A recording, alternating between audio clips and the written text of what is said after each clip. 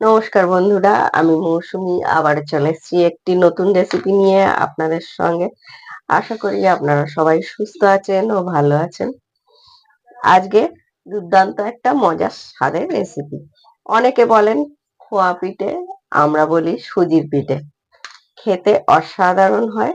ছোট্ট রেসিপি, চলুন দেখে নিই।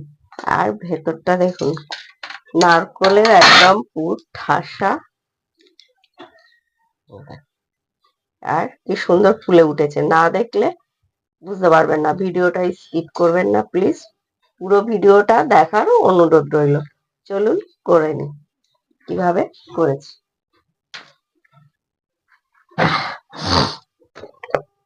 নিয়ে নিচ্ছি আমরা 200 গ্রাম মতো ময়দা,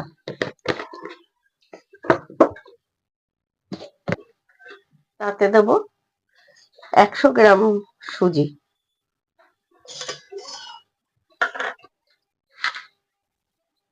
5 চামচ চিনি, আর আমি নারকেলের ছাইটা আগে থেকেই করে রেখেছিলাম, যেটা দিয়ে পুরটা হবে, আসল কথা হচ্ছে। আর দিয়ে দেব একটু নুন, অল্প, একদম।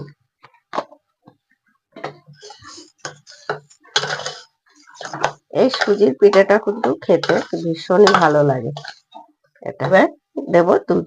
আপনারা যদি জল দিয়ে গলেন, সেখানে গুঁড়ো দুধ দিয়ে দিতে পারেন, তাতে টেস্টটা ভালো হয়।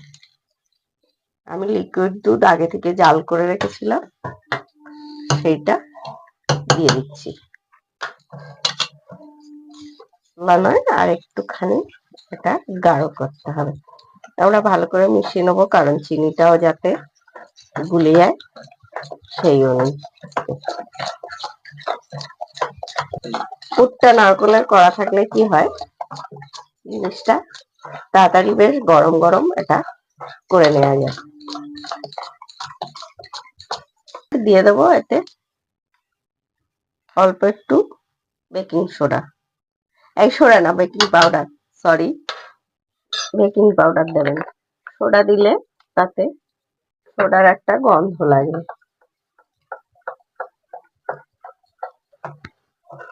চাপা দিয়ে রেখে দেবো। সুজি যেহেতু গরমটা, এই দুধটা উষ্ণ উষ্ণ গরম ছিল, একটু সুজিটা ফুলে উঠবে, তারপরে লাগলে আমরা আর একটুখানি দিয়ে দেবো। সাদা তেলটা বসিয়ে দিই, গরম হতে থাকুক। এরকম ভাবে করে নিলে হচ্ছে আর কি, কাজটা তাড়াতাড়ি হয়ে যায়।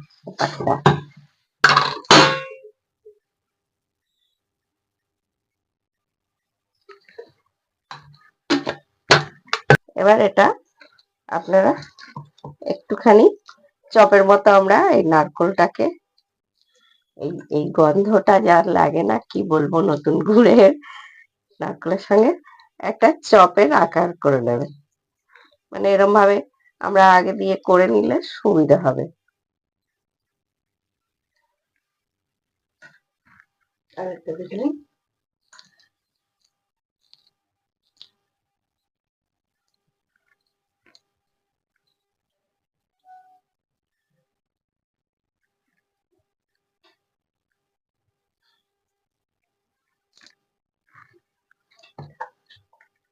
এরকম ভাবেই আমরা যে কটা পিঠে করব, সেই কটা আমরা করে নেব, তাতে অনেকটাই সুবিধা হয়। এটা আমাদের সবকটি চপের মতো হয়ে গেছে, একদম চপ রেডি হয়ে গেছে। হ্যাঁ,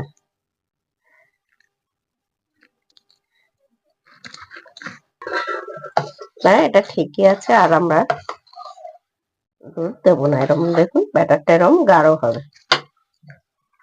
তেলটা আমরা বসিয়ে দিয়েছি, তেলটা বেশ গরম হয়ে গেছে। খুব গরমে দিলে কালার হয়ে যাবে আগে দিয়ে। আর এখন আমরা এরকম নেবো ব্যাটারটা, আর ঠিক যেরকম চপ হয় সেরকম এই দিয়ে দেবো, দিয়ে নিয়ে এরকম ছাড়বো।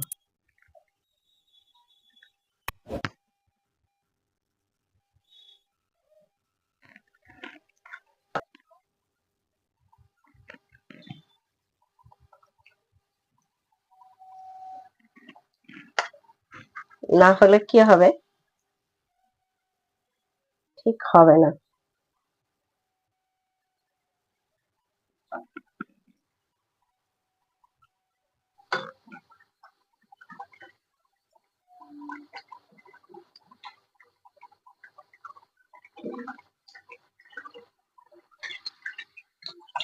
বেশ দেখুন এরকম আমাদের লালচে লালচে কালার হয়ে আসবে, আমরা তখন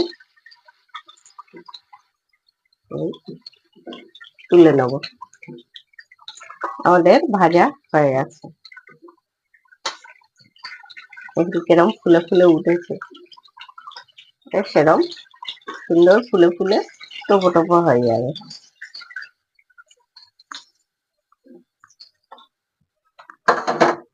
আমরা একইভাবে পরের গুলো ভেজে নেব।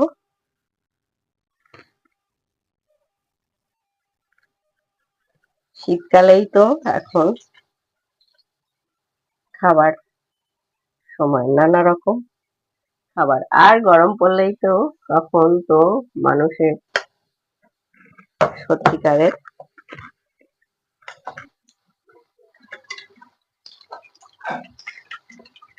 আর কি বলে তো, যদি একটুখানি পুটুরগুলো আমরা করে রাখি, খুব সহজেই চট করে কাজগুলো হয়ে যায়, তাই না? আর এগুলো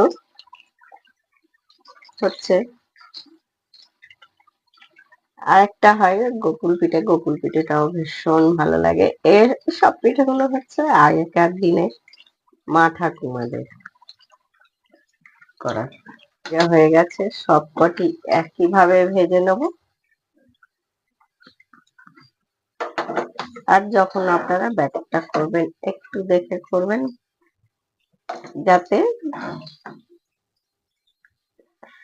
সুজি তো ফুলে ওঠে, আর বেকিং পাউডার দিলে এত সুন্দর ফুলে নরম হয়, খুব সুন্দর হয়। আমরা পরের গুলো একইভাবে ভেজে নেব সবকটি। আমাদের সবকটি ভাজা হয়ে গেছে, দেখুন কত সুন্দর হয়েছে। আর আজকের মতো মৌসুমী রেসিপি এখানেই শেষ। সবাই সুস্থ থাকবেন, ভালো থাকবেন, আর এরকম নিত্য নতুন রেসিপি দেখতে গেলে দেখতেই হবে মৌসুমীর হেসেল। যে সকল বন্ধুরা নতুন দেখছিলেন প্লিজ প্লিজ পেজটিকে একটি ফলো দিয়ে দেবেন, আর যারা ইউটিউবে দেখছেন চ্যানেলটি সাবস্ক্রাইব করে দেবেন। আর নিত্য নতুন রেসিপি দেখতে গেলে দেখতেই হবে মৌসুমীর হেসেল। আজকের মতো সবাইকার কাছ থেকে বিদায়, আবার ফিরে আসবো কালকে অন্য কোনো রেসিপি নিয়ে আপনাদের সঙ্গে। সবাই সুস্থ থাকবেন, ভালো থাকবেন, টাটা।